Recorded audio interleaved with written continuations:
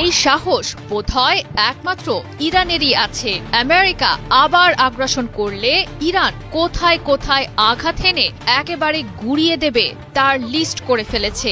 সেই তালিকাও এনেছে প্রকাশ্যে, আর তাতে ঘাম ছুটে যাবার কথা সৌদি এবং সংযুক্ত আরব আমিরাতের। কারণ আমিরাতের দুবাই এবং সৌদি আরবের জেদ্দা, রিয়াদের মতো শহর ধ্বংসস্তূপে পরিণত হতে পারে ইরানি মিসাইলের আঘাতে।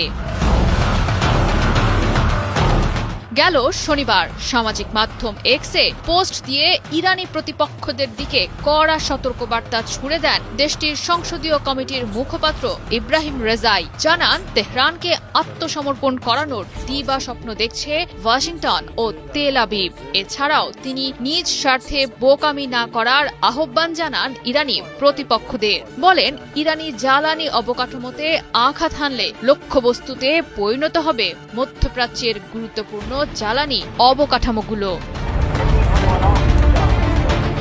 বিভিন্ন আন্তর্জাতিক গণমাধ্যমের প্রতিবেদন অনুযায়ী যুক্তরাষ্ট্র যদি ইরানে হামলা চালায়, তাহলে সংযুক্ত আরব আমিরাতের দুবাই, সৌদি আরবের রিয়াদ ও জেদ্দা বিমানবন্দর, ফুজাইরা ও জেবাল আলী বন্দর সহ অন্যান্য বন্দরগুলোয় আঘাত হানতে পারে ইরান।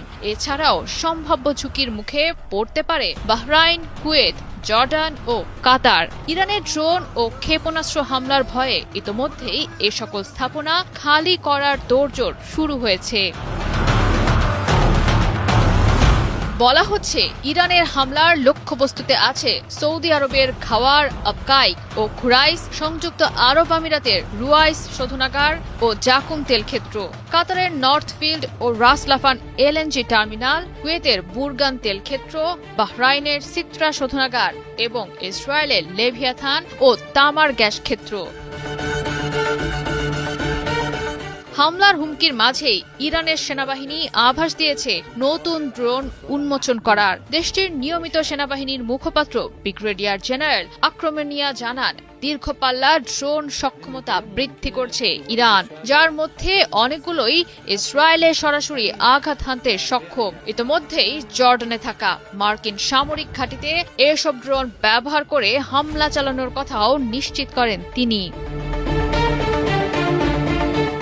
মূলত ইরানের হামলার মোক্ষম জবাব দিতে পারস্য উপসাগরের মতো বিশ্বের সবচেয়ে গুরুত্বপূর্ণ জ্বালানি অঞ্চল অচল করে দেওয়ার প্রস্তুতি নিয়েছে আইআরজিসির সেনারা। কেননা এই অঞ্চলটি থেকেই বিশ্বের উল্লেখযোগ্য অংশের অপরিশোধিত তেল ও তরলীকৃত প্রাকৃতিক গ্যাস বা এলএনজি উৎপাদন ও রপ্তানি হয়। ফলে এই অঞ্চলের কোনো বড় জ্বালানি স্থাপনায় হামলা হলে নড়বড়ে হয়ে পড়বে পুরো বৈশ্বিক জ্বালানি বাজার। এগুলোর কোনো একটি দীর্ঘ সময়ের জন্য অকার্যকর থাকলে আন্তর্জাতিক বাজারে আকাশচুম্বী হবে তেল ও গ্যাসের দাম। চাপ বৃদ্ধি পাবে জ্বালানি আমদানি নির্ভর দেশগুলোর বিদ্যুৎ ও শিল্প খাতে।